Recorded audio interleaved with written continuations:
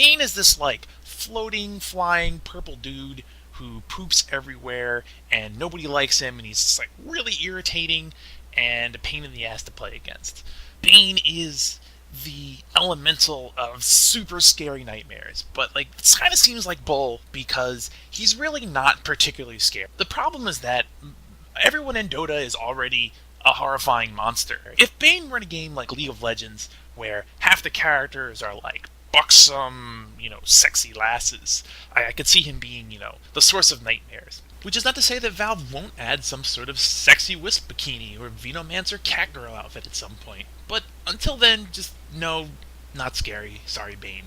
So, given what you might call Bane's core competency, it seems more plausible that he's the elemental of being a huge pain in the ass. The other thing that's worth mentioning about Bane is that he really loves his job, and he sounds awesome as he does it. Like, his voice sounds like some combination of the Great Cornholio and Count Chocula. I am the Great Bane Julio. You will give me black blood for my Nikasha. If every hero had as much fun being a hero as Bane does being a floating purple dude, Dota would be a very different game. Bane's a good hero for new players, in my opinion, because he's one of those heroes where it's fairly hard to screw up being Bane. Like, your job is threefold. 1, be a pain in the ass. 2, continue to be a pain in the ass. 3, buy wards. You gotta buy wards. Everyone's gonna shit on you constantly for buying wards. Buy more wards, upgrade the courier, do general supporty stuff. You are that guy. If you don't know what I mean by general supporty stuff, it's fine. Pick Bane anyway. Some really angry Russian will be more than happy to complain to you about the things you're not doing, and then you can just do that. What I'm saying is do what angry Russians tell you to do. Abilities. Bane has great abilities. His first one, Enfeeble, weakens an enemy unit, reducing its physical damage. It lasts for 20 seconds. It's relatively inexpensive, the range is enormous, and it's really irritating. Like, what you want to do, basically, is find someone who talks nonstop about last hits. Like Faceless Void, Phantom Lancer, basically any of the guys who, if you're in a lane with them, they're going, don't screw up my last hits, I need my last hits, I'm farming. Find that guy where if he were on your team, he'd be mad at you and cast Enfeeble on him. And now he's really mad, and you made him mad. Good job, keep it up, Bane.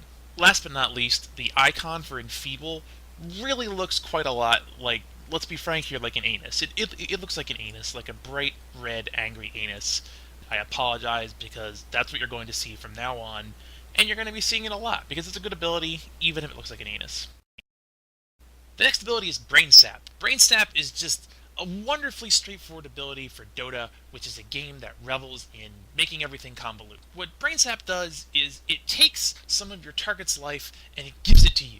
It's lovely having this ability that's so much more straightforward than most other things that do this. Like lifesteal. If you're the titular lifestealer and you want to steal someone's life, you have to go in, activate your armlet, you're hitting them, they're hitting you, you're dealing damage, you're taking damage, you're healing yourself, and now there's a wisp over there and he's healing you, he's glowing, he's doing stuff, and you're taking other damage from other people, and everything's going crazy, and you're using your force staff and using your armlet, and it's really confusing, and you don't know what to do, and you're like, oh my god, just push all the buttons, I don't know what. But with Bane, it's nothing nearly as complex as that. You get low, you cast this spell, it takes their health, it gives it to you, now you have high health, they have low health. That's great, that's all you wanted. And you can get a Soul Ring and basically spam it constantly, because Soul Ring spends your health, gives you mana, then you can cast Brain Sap, spend mana to get more health back, and so on and so forth, until the game is over, and you've won purely by dint of being really, really irritating. So Nightmare is far and away the most Dota-y skill that Bane has. And what I mean by that is that it's got tons of nuances, it's convoluted just to explain the specifics about how it works, parts of it are counterintuitive, parts of it aren't immediately obvious, and you can totally screw up your team by using it incorrectly. The simplest thing the Nightmare does is knock someone out for between 4 and 7 seconds. It has really good range, and it's instant cast, so it's cool because of that. There's a couple other weird things about it, though, that can easily turn around and bite you in the ass. For instance, the first second that it's active, the target is completely invulnerable. And that doesn't matter if it's an ally or an enemy.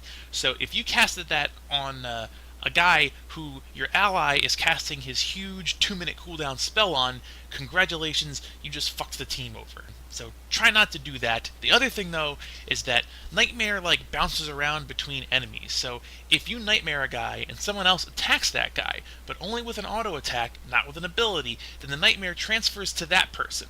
You can also cast Nightmare on yourself. Use that 1 second of invincibility to avoid taking damage from someone's spells. Like I said, it's really convoluted. It's evidently called Nightmare because it's a nightmare to use properly, and expect, like 100% expect to get yelled at for not using it correctly. Like, it's going to happen, so my suggestion is that when this does, just have a bunch of Cyrillic characters copy and paste it onto your clipboard, and then just paste it and go, "Buh?" Last but not least, Nightmare has the most prog rocky ability icon of maybe anything in Dota, second only perhaps to some of Morphling's abilities. It literally looks like a mid-career Emerson, Lake and Palmer album cover. So I give Nightmare 9 out of 10 Tarsuses. It's a good ability. I'm too stupid to use it properly. Maybe you won't be. Bane's last ability is Fiend's Grip. It's his ultimate, and it is literally the ultimate Bane ability.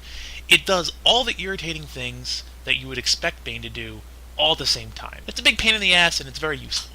What it does is, for 5 seconds, it immobilizes your target, prevents it from doing anything, it deals a bunch of damage over time, and it steals their mana. So, I mean, what's not to like about it? That's all the irritating stuff that all the spells in Dota do. The only downside is that while this is going on, you have to stand there and channel it. So essentially, you're going to be casting this ability, there's going to be a big team fight going on around you, and every so often you're going to kind of be like, oh, what am I doing? Oh, I'm still doing the same thing. What's happened now? Oh, nope, I'm still doing the same thing. Hey team, do you need help? Nope, too busy, gotta keep channeling this ability. Which is kind of a pain in the ass, especially because Bane is so fragile, so once you start doing this, people are going to come flying at you every which way just to mess up your channeling. It doesn't last for an incredibly long amount of time, although at the same time, 5 seconds in Dota time is like super long. Like, that's absurd. So it's a great ability. The cooldown is on the long side, as you might expect. It's 100 seconds, so not like enormous, but still use it wisely, and you want to use it on a high priority target. The nice thing about Fiend's Grip is that, as opposed to Nightmare, there's none of these weird goofball limitations or side mechanics attached to it. It just does what it says on the label. People can hurt them while it's going on and not get Fiend's Gripped. Also, it has another cool icon. It's like a creepy Bane hand grabbing a glowing Doom skull. And it's like the sort of thing that Warlock probably has painted on the side of his van, if indeed he owns a van, which probably he does.